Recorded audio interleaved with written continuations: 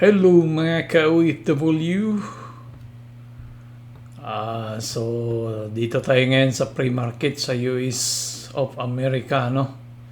So mga 15 minutes na lang mag-open na sila. So ito yung mga top 5 na stocks na or mga sabihin na natin na penny stock o mga small caps or nasa piso. Nasa $1 ang price niya ngayon, ano. So ito nangunguna si Avalon Globe Care Corporation. Clinical State Biotechnology Therapy. So 0.5 kahapon ang presyo niya, ngayon nasa 1.21 na pre-market. So umangat siya ng 137%, ano. So swerte sa mga naka-buy dito, nakabili dito. Tapos umangat ng 137, kumita na yung pera mo. So kung may $1,000 ka dito na nakabili, so naging $2,000 na yung pera mo, ano. Ganito kabilis pag sa mga ano, pero swertihan yan. Pag hanapin mo yan kung ano, hindi natin mahanap, mahirap hanapin, ano. So maliban na lang talaga na nag-stay ka dito, nagtambay ka diyan, na binili mo, pinagtiyagaan mo, dahil naniwala ka sa mga pag-asa na angat siya, no? So mga talaga, so ang balita niya is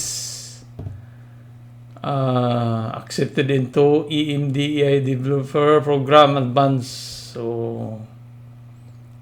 yan yung balita niya. So parang may ano, subsidiary accepted into, ewan ko ano yan, English kasi. So VI discounted globe resistant. So merong ano, magkimaritis tayo kung ano yan mamaya. Basta may magandang balita sa ngayon. So sa tingin ko dito, dahil 100 na itong mga nakabili dito, ilagay natin sa 1 hour. 1 hour tayo titingin para ano. So ito dito, mga nakabili diyan, so may pag-asa na magbibenta yan. So ito pa, naghihintay din to na bibili, ano. So saan ba yung malaking volume?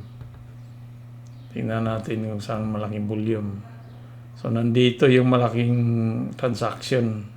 Maraming volume diyan, no. So maaari dito, itong grupo na to magbibinta yan. Pag nagbinta yan, so yung presyo pwedeng gumaba diyan, saka babalik kung talagang bullish yan, no.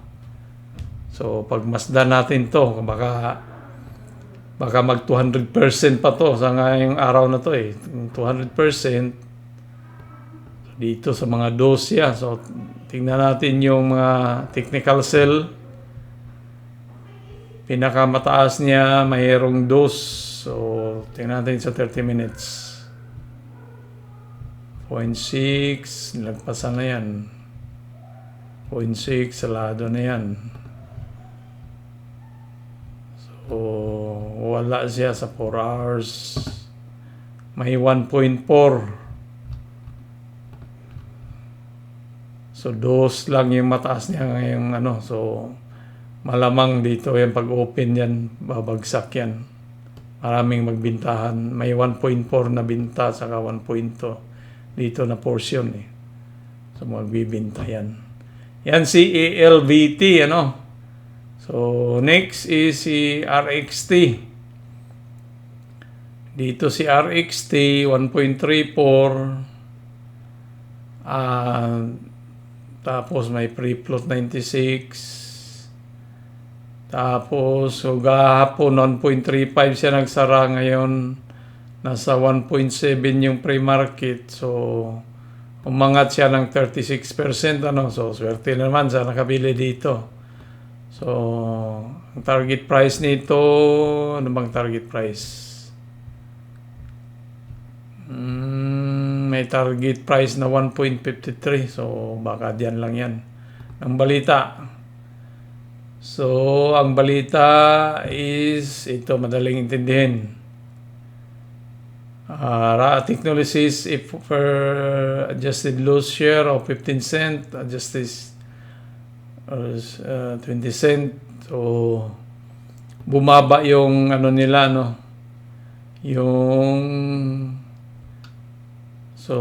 forecast revenue is 2.68. So, ibig sabihin, bumaba yung loss nila. Nasa 0.15 cent. So, ibig sabihin, kung nung una is 1 cent, 10 cent, ano ba dati? Kumbaga, may $1 na loss. Ngayon, ang expected nila is 15 cents. So, ibig sabihin, maganda na ano. Diba? So, maaring pwedeng tumaas yan. So, meron siyang mga 2.88 dito. I-trade siguro. Tingnan natin yung technical. 1.4 at saka 1.69, 30 minutes. 1.5. So, 1 week, ano bang ano niya? 1.4, 2.85, 1.8. Yun lang yung pinakamataas niya. So, ibig sabihin, pwedeng so galing siya diyan, pwedeng maglaro diyan, pwedeng kumanon ganon. Pero dos, pinaka maximum nito dos ang aangatin siguro nasa 1.7 na siya. Kung aangat pa siya ng ano, gahapon is 36, so 30%, sabihin natin naangat siya ng 50%. Nasa dos tala, 50% yung dos. Pag pinakaswerte na pag-aabot ng 100% yan. 2.5 dito, 100%. Medyo maswerte dito kasi medyo ano siya nag-busy siya, nag-reject dito Ito may malaking ano dyan may rejection. So, pwedeng mag-ganon yan si ano. So, pangatlo si PFSA. So, mangat siya ng 7%, maliit lang. May free float na 1%, maliit yung free float. So, pwedeng pag na-reach tong ano, ito lang yung tinitrade 1 million So, pwedeng umangat din. So, tingnan natin yung technical sell nila niya. Forecast, walang forecast So, technical sell is mayroong 1.85, may dos.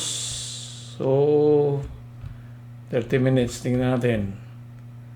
May 2.79, so 1.5. So, pwedeng ano yan, kasi 30 minutes lang na time frame. So, maganda parang pwedeng umangat yan doon. Check natin yung kandila talaga niya sa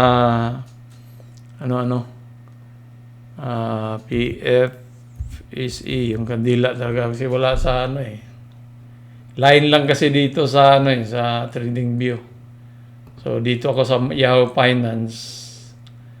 So pre-market umabot pala siya ng dos talaga inabot niya yung dos.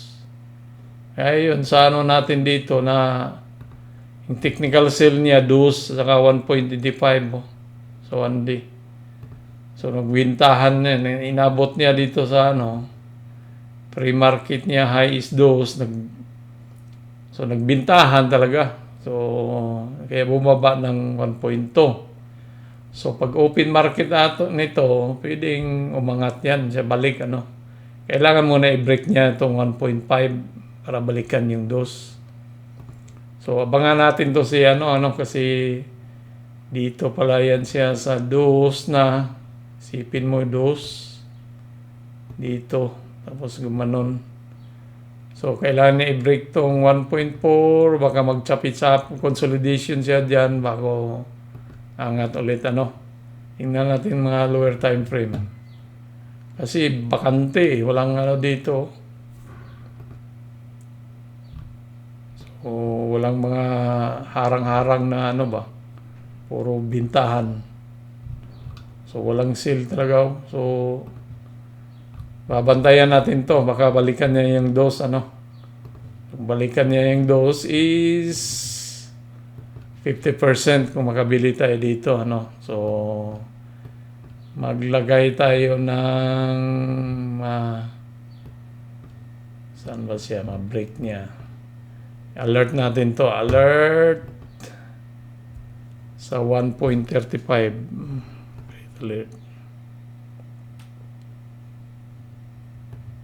Saan yung ano ko? Alert. Break to niya. Ay, wala na. Humataw na. Humataw na. Wando, ang inano ko na pag ma-break tong ano eh. Malapit na kasing mag-open, no. Break tong 1.35. So, yan lang muna. Mamaya ulit kasi malapit na mag-open ang ano. Trading. 5 minutes na lang. Tatlo lang muna mga doodles, mga ka-OFW. Babus!